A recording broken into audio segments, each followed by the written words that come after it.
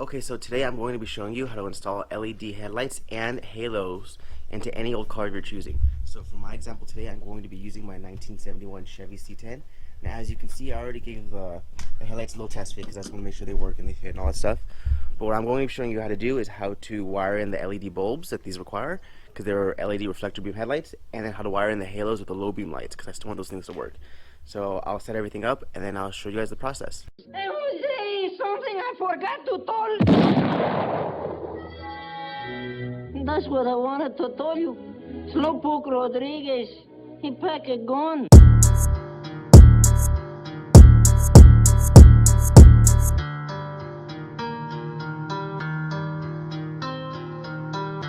Okay, so this is a little rundown of all the parts and tools we're going to be using today. So, first off, these are the new LED projector beam headlights. So as you can see, they look really clean. There's a little halo around them. And in the back, there's a little provision for, so you can put an H4 LED bulb right here. You just take these little springs off and then slip it in. And there's a little rubber cover. And here are these hard wires, so you can wire in the halos. Really simple install. I don't think it would be too hard. As you can see, this is it compared to the original sealed beam headlight. Now the only advantage of really having sealed beam headlights is, I mean, they're glass, so they're durable, but these things are super dull. They don't really age well, and as you can tell, like my original wires were pretty bad. So I just cut them all off, and I'm gonna start over fresh, which is why I also bought these little splice connectors, or little well, I guess plugs, sockets, whatever you want to call them. I just want to place some wiring, clean things up, make sure it all connects well, and there's no excuses. And now for what's really gonna make a difference are these H4 sealed or H4 LED headlights. My preferred brand is BeamTech. I've just always had good experience with them. I put them on everything I can. I love them. So these are that high-low beams. As you can tell, they should wire in correctly with the adapters that I have. And for the tools we're gonna need, all we're gonna need is basic hand tools: screwdriver, flathead, wire crimper, stripper, cutters, all the nice stuff. We're gonna need a total of 6 of these little butt connectors, some electrical tape, and a pocket knife, and that should round out everything we need to get a clean install. So let's get this done. Okay, so step 1 is to remove the bulb. Now I tested these bulbs but they're not hooked in, so we still need to take them out to plug them up and wire them all in correctly. Now to remove them, it's very simple. In my case, there's 4 bolts right here holding in this overall headlight cover, and then to remove this ring that's actually holding in the light, there should be 1 bolt on top and 1 bolt on the side, and both of those should be flatheads. And once you unbolt that, the whole light should pop out and we should be good to go. So I'm gonna go get started on that and we'll get going.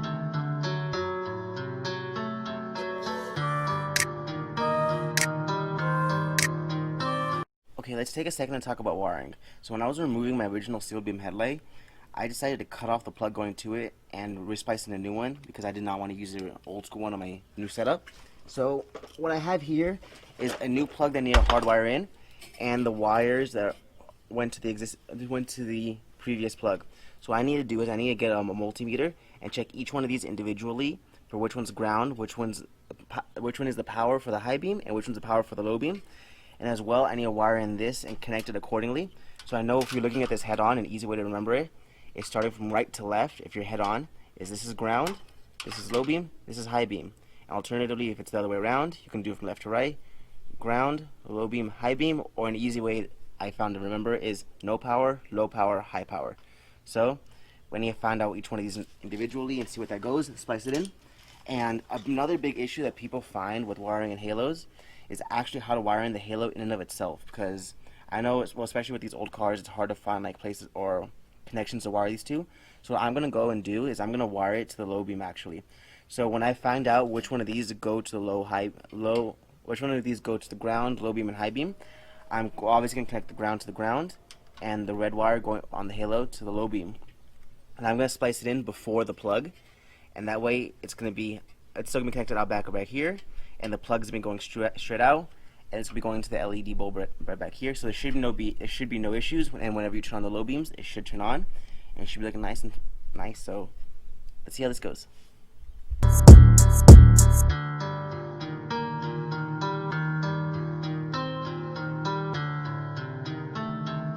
Okay, so right now I went ahead and connected all the butt connectors to the wires. That way it made it a little bit easier for the probes and the multimeter to slip in, and as well eliminated any chance of the wires grounding out. So what I'm going to do right now is I have a multimeter on already. As you can see right here, it's going to give me a reading every time it has a voltage going to it, and it should say 12 if it's wired correctly. So what I'm going to do is I'm going to put the positive end in each one of these things individually. I'm going to ground it out on the bumper. It doesn't necessarily need to be on the ground to the socket. So I'm going to go right to the bumper since it's a big old hunk of metal. So right here it's getting no power. And I'm switch it over right here. This one's also getting no power. And you plug it in right there, ground it out. Okay, and this one right here is getting 12 volts, so as you can see. It's getting 12 volts. So now we know this one right here is my low beam. And to test the ground, we can actually now ground out the circuit. So now we know this one's our low beam. Let's double check right here. Still getting 12 volts. Let's see, is it this one? 12 volts. So this one's possibly a ground, and if it doesn't ground in this one, then it's definitely the other one. Yeah, so this one right here this one right here to the right is the high beam. This one right here is the low beam. This one right here is the ground. Let's double check. So you can see, let's see, how can I hold this? Put this right here. So you see 12 volts. This one right here, you'll plug it in. So right now I'm connecting the high beam and the low beam together, no power. If I connect the high beam or the low beam and the ground, then it grounds out and it gets 12 volts. So now I know how to wire it. So I just need to keep that in mind while I'm doing this and messing around. Let's keep this in order. And I'm about to see how I'm gonna execute this real quick. Okay, so now as a quick little pro tip that I found when doing wiring that makes it so much easier. Okay, I have my wires arranged in the way I want to do them. So this one right here is now the ground. This one right here is the low beam. This one's the high beam. And when you want your hands free, you don't want to worry about this. Get a little pair of pliers, and you hold them down, and they stay out of each other's way. Just tuck it in right there, hold it in. That way it makes it so much easier. So now when you're facing the plug head on, this one right here should be the ground. Let's plug it into the ground. This one right here to the low beam goes right to the low beam. And of course, I'm gonna still actually do it the right way. So this is a demonstration, and then right there should be the high beam. And then of course I'm just that demonstration, but and then while I'm doing that, I'm also gonna connect the halos in. So right here, the ground's gonna be connected to this one right here on the right, and then the low beam's gonna be connected to this one right here. So I'm just gonna strip the wires, cross them up, and then shove them in the butt connectors, and that should be it. And then we should be able to just reinstall the lights and fully put in the bulbs, and we should be good to go actually. Okay, so here I have the wiring ready to go into the harness. So if this may look like a nasty little mess, but if you follow along, it shouldn't be too hard to follow. So if you follow right here, the positive off of for the low beam headlight goes to the positive for the halo light, and if you follow the negative to the off the plug, then it goes to the negative of the halo light. Now I don't know if you've ever seen this trick before, but it's super simple.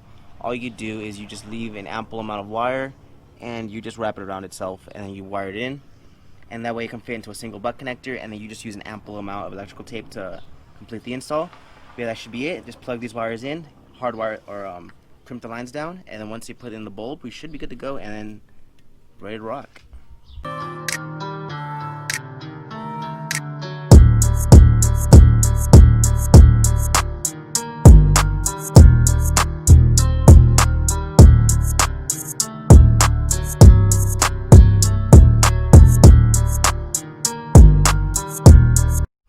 After all that work, this is the end result.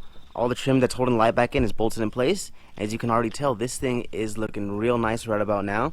There's the fine line where the halo is, and the LED light is shining real bright. I am loving the end result, way brighter than it used to be. And I gotta replicate the other side now because she had one-eyed dragon. But we have to do the same thing over again, and it should be pretty smooth. There's no trouble here. Let's get it done. She'll be looking pretty as ever right now.